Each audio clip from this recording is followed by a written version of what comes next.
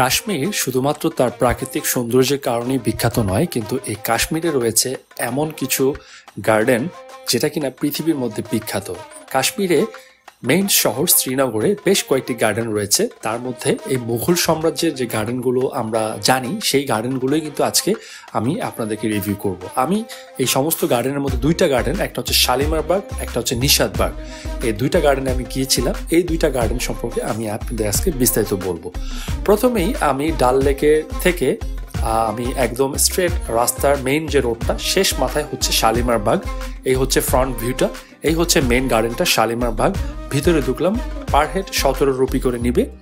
So খুবই chip, but বিশ্বাস করবেন না, ভিতরে এত সুন্দর সাজানো গুছানো একটি পার্ক, এত নিট অ্যান্ড ক্লিন। আমি সত্যি কথা, আমার বাংলাদেশে আমি এরকম কোনো পার্ক আমি পাই নাই, কাছাকাছিও কোনো পার্ক নাই এত সুন্দর।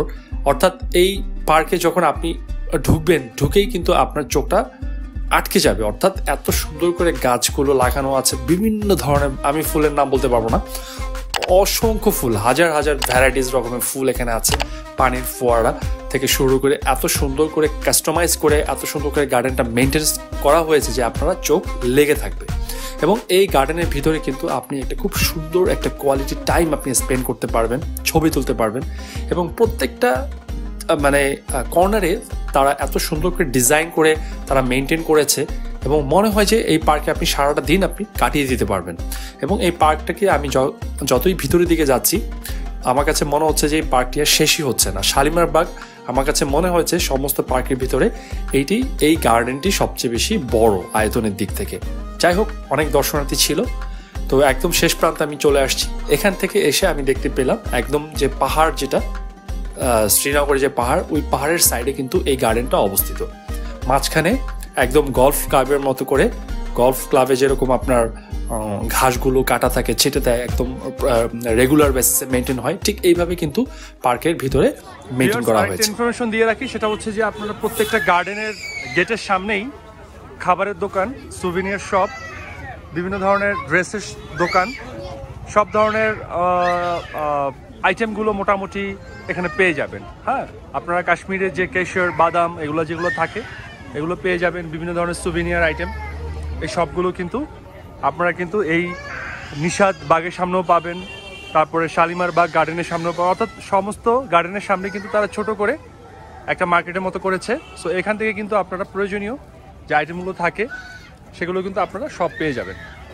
একটু বার্গেনিং করে নেবেন, কারণ কাশ্মীরের সব জায়গায় কিন্তু বার্গেনিং করতে হয়। তো টি, কফি, সব ধরনের দোকান কিন্তু এখানে অ্যাভেলেবেল থাকে। তো এখন আমি শালিমার বাগ থেকে বের হয়ে গেলাম। সো এখান থেকে বের হয়ে আমার নেক্সট প্ল্যান হচ্ছে যে আমি নিশাদ বাগে যাব। নিশাদ বাগ থেকে দেখি প্ল্যান করে আর কোন কোন গার্ডেনে যাওয়া যায়, এবং বিকালে আমি শিকারা রাইড করব। এভাবেই আসলে আজকের ডে ট্রিপটা আমি সাজিয়েছি। তো সাথী থাকুন, দেখতে থাকুন। যাই হোক, এরপরে আমি চলে আসলাম নিশাদ গার্ডেন। এটা হচ্ছে নিশাদ গার্ডেনের ঠিক এন্ট্রি পয়েন্টটা। ভিতরে ঢুকেছি, এখানেও মোটামুটি আপনাকে 26 রুপি বা 25 রুপি দিয়ে আপনাকে এন্ট্রি নিতে হবে, 25 রুপি দিয়ে এন্ট্রি নিতে হবে। যাই হোক, এখন আমি ভিতরে ঢুকলাম। ঢুকেই আমি দেখতে পেলাম একই রকমই সৌন্দর্য। শালিমার বাগ যেরকম সুন্দর ছিল, বিভিন্ন ধরনের গাছ, ওপেন এরিয়া, সাজানো গুছানো, নিট অ্যান্ড ক্লিন একটা এনভায়রনমেন্ট। সো আমি কিন্তু এরকম একটা এনভায়রনমেন্ট দেখছিলাম। পাশেই হচ্ছে ডাল লেক দেখতে পাচ্ছেন, এবং তার অপোজিটই হচ্ছে কিন্তু এই নিশাদ গার্ডেন। সো আমার কাছে তাদের গার্ডেনগুলো অত্যন্ত সুন্দর লেগেছে। যারা শ্রীনগরে আসবেন, কাশ্মীরে আসবেন, তারা কিন্তু অবশ্যই এই গার্ডেন ভিজিট করবেন, না হলে কিন্তু আপনার অনেক কিছুই মিস হয়ে যাবে। তো এখানে আপনারা কিন্তু অনেক মানুষ আপনারা দেখেন কিন্তু ছায়াতে বসে তারা একটা খুব সুন্দর একটা কোয়ালিটি টাইম তারা স্পেন্ড করছে, ফ্যামিলি মেম্বাররা সহ। সো এখানে কিন্তু আপনারা চাইলে ঘোরা টোরা শেষ হয়ে গেলে তখন কিন্তু আপনারা রেস্ট নিতে পারবেন। হ্যাঁ, আর ভিতরে কিন্তু ওয়াশরুম আছে, সো চাইলে ওয়াশরুম ইউজ করতে পারবেন। আর এই হচ্ছে মোটামুটি তাদের ভিতরে ভিউটা খুবই সুন্দর। প্রত্যেকটা এরিয়াতে তারা বিভিন্ন ধরনের ভ্যারাইটিস ফুল দিয়ে তারা সাজিয়ে রেখেছে। সো আপনি যত দেখবেন মুগ্ধ হয়ে যাবেন ডেফিনেটলি।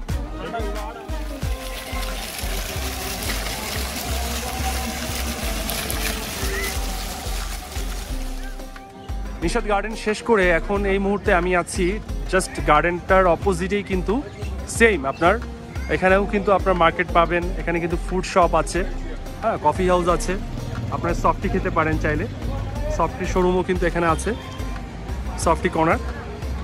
সো সফটি খেতে পারেন যারা সফটি লাভার আছেন। দেন হচ্ছে যে বিভিন্ন ধরনের বিরিয়ানি আইটেম কিন্তু এখানে অ্যাভেলেবেল, হ্যাঁ, 100 রুপি, হ্যাঁ, per person 100 rupee biryani. Plus হচ্ছে যে ছবি তুলতে পারেন, এখানেও কিন্তু মিনি স্টুডিও আছে, চাইলে কিন্তু সেই ছবিগুলো এখানেও তুলতে পারেন, 150 করে পড়বে একটা ছবি তুলতে। প্লাস এখানেও কিন্তু বিরিয়ানির বেশ অনেকগুলো দোকান আছে, কাপড়ের দোকান আছে, সুভিনিয়র শপ আছে, টি কফি শপ আছে, হ্যাঁ। সো এখানেও কিন্তু আপনি মোটামুটি সব ধরনের আইটেমগুলো, কিছু ফাস্টফুড স্ন্যাক্স টাইপের কিছু আইটেম পেয়ে যাবেন। এই হচ্ছে মোটামুটি একটা ছোটোখাটো একটা মার্কেটের মতো। এখানে ঘুরে ঘুরে আপনারা পছন্দসই জিনিসপত্র কিনতে পারেন, খেয়ে খাওয়া দাওয়া করতে পারেন। তো ভালো লাগবে, আমার কাছে মনে হয় যে আপনি এখানে যদি সময় দেন আপনারা ভালো একটা ডে আপনি স্পেন্ড করতে পারবেন, হ্যাঁ। তবে সব কিছুতেই কিন্তু মোটামুটি মাথায় রাখতে হবে যে বার্গেনিংটা করতে হবে আপনাকে, হ্যাঁ। তো এরপরে আমার প্ল্যান হচ্ছে যে আমি এখান থেকে বিরিয়ানি পার্সেল নিয়েছি, দেন আমি নেহেরু পার্কে যাব, সেখানে গার্ডেনে বসে আমি ধীরে সুস্থে গ্রিন একটা এনভায়রনমেন্ট আমি খাবারটা খাবো, দেন আমি ইভিনিংয়ে ডাল লেকে শিকারা রাইড করবো। সাথে থাকুন।